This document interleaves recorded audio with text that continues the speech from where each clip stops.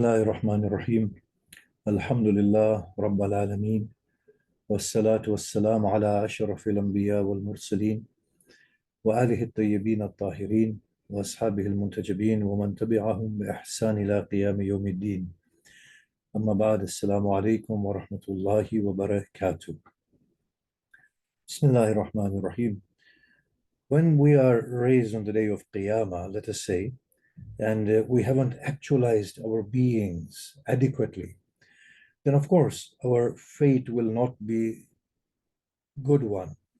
Now at that point, if we were to make an argument that God, the reason why I have not fully actualized my inner light and completed it, and the reason why my devotions did not yield accurately, and the reason why I haven't met you in the properest of ways is because I was held back by my circumstances and by others. The response will immediately come, well, the thing is that you have not actualized your potential. Now, that's the real problem.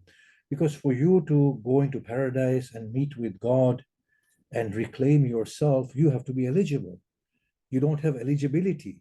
Now, it's fine that you say that others held you back, but the fact is that you are in this state. Now, work has to be done to you.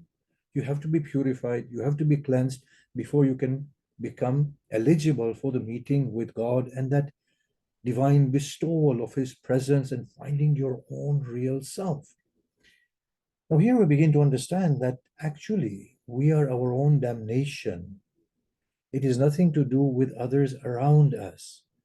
You see, when we go to the room for the final exam, the excuse that the television was always kept on by my siblings, or there were too many people coming inside the house and that did not give me time to work, there was too much noise, will not work because I will not know the answers to the questions being posed simply because I have not actualized my intellectual potential. So at that point, when I'm sitting the exam, I will fail.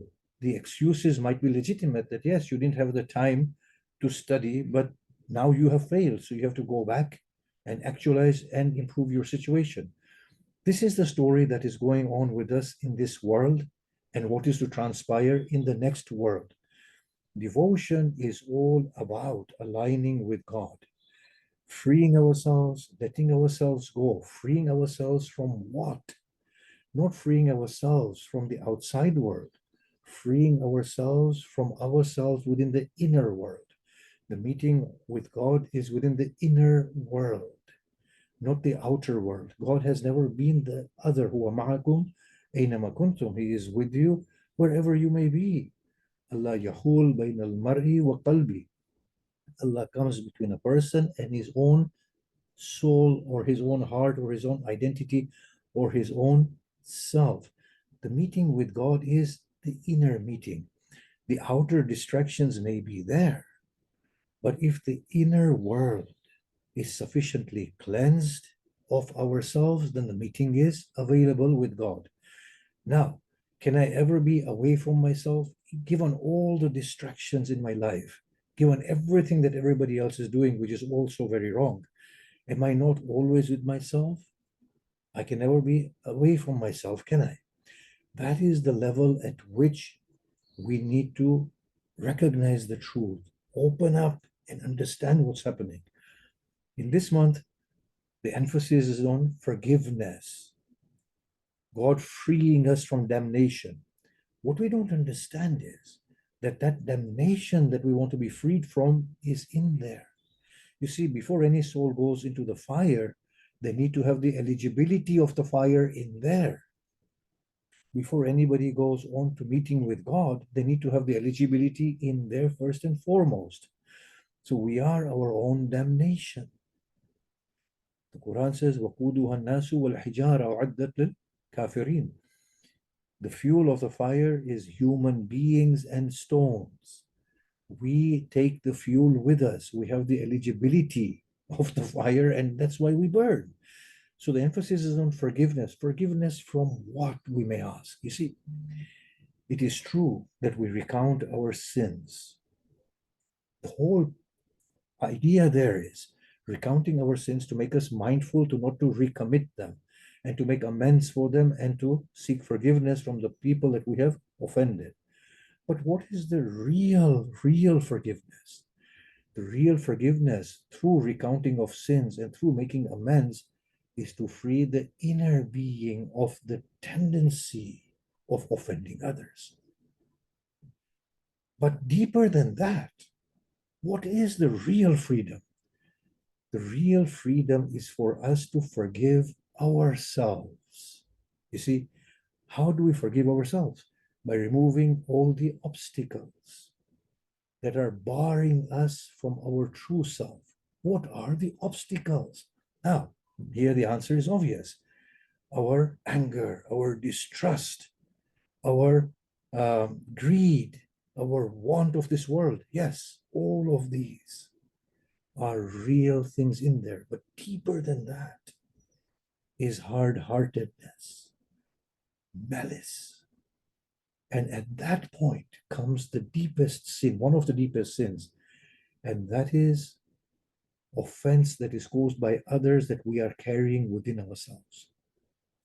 The hurt caused by others that we are carrying, and the resentment that we are carrying, the ill feelings that we are carrying towards those people who have offended us.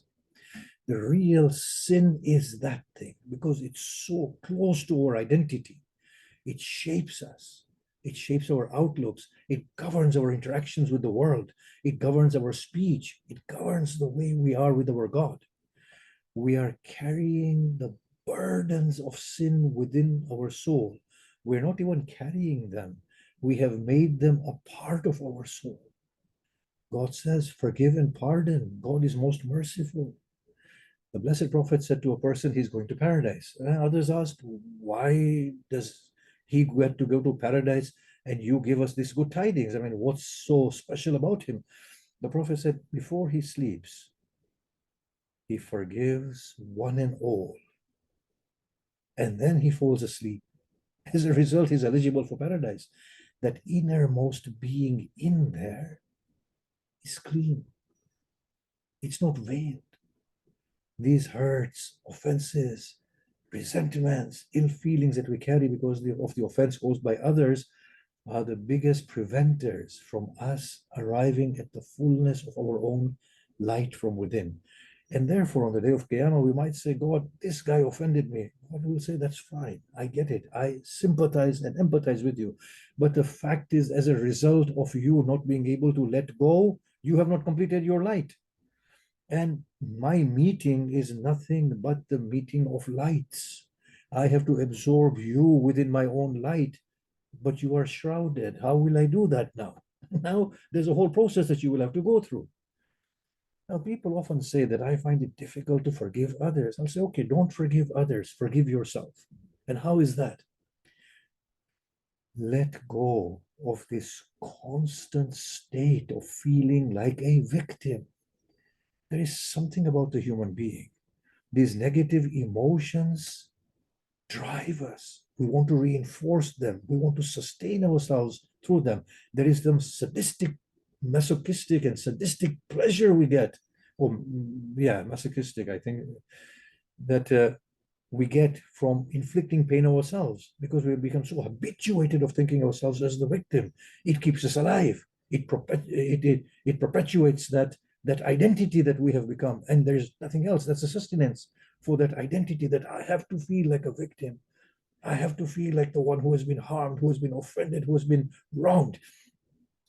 That is something we are perpetuating ourselves. Imagine darkness upon darkness, and especially the faithful fall into this trap more than anybody else, because the faithful feel this notion of I'm wronged and justice has to be done.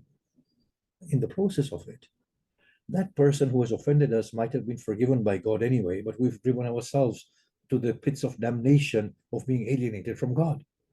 We are carrying such huge burdens on our shoulders that are needlessly being carried. What do we get? Not by forgiving the other, but by forgiving ourselves. What do we get? We get liberation. We get freedom. We get ourselves back. We let go of that cage that is constantly placed upon our minds and upon our hearts by reminding ourselves what others have done, by reminding ourselves how oppressed we are, by reminding ourselves that we are the victims, and then we are good for nothing. I mean, imagine the blessed Prophet. Look at the religion he brought. He said, I'm giving you a fresh start. And his Quran says, what has gone has gone. Those people have gone, you are a new people. The Quran says, the Prophet said, Islam effaces and covers what has passed. Start afresh. That does not mean that you start afresh thinking that now you've got a new chance and you carry the old resentments in there. No, start afresh. Let go. Let go. You are your worst enemy. All you have to do is open your hands and let it go. So even if you're finding it difficult to forgive the other person, at least forgive your own self. We need to forgive our own selves.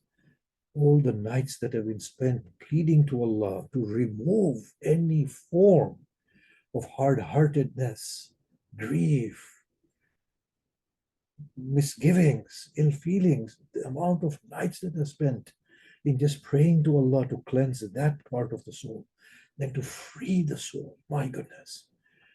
Once we free ourselves, my goodness, we don't see that as an offense. We see that as a gift from God. That person was sent there to do that for me to feel that deep offense, only for me to understand how it feels when I'm liberated and understand the taste of freedom. You see, sometimes we can't understand what we have until we are deprived of it. And then we understand, that was a bestowal from God. And this person came to remind me of what a blessed state I was in prior to encountering this emotional state or psychological state. So let go if we want truly to meet with God and God to forgive us. At the end of this month, the hadith says, the wretched soul is one that does not find forgiveness at the banquet of God during the period of fasting. Honestly, that's a wretched soul. A sign of forgiveness is, oh Allah, truly I'm letting go. Efface all feelings of hurt and resentment. I'm not strong enough to ask you to forgive that other person. I am not enlightened enough to see the other person as a gift from you to offend me deliberately. I'm not able to see all of that, but at least I can do this much for now. Maybe on the day of Eid, we can say to Allah, oh Lord, this is a day of meeting with you and a parting gift I can take from you. Oh Allah, I forgive everyone who has offended me. Oh Allah, I thank you for that. If I do not breathe another breath after this day, then let me come to you in a way in which I am pleased with you and you are pleased with me. And if you keep me alive beyond this day, then do not deprive me of your presence and this freed state in which nothing perturbs me and my heart is always leaning to you. Assalamu alaikum wa rahmatullahi wa barakatuh.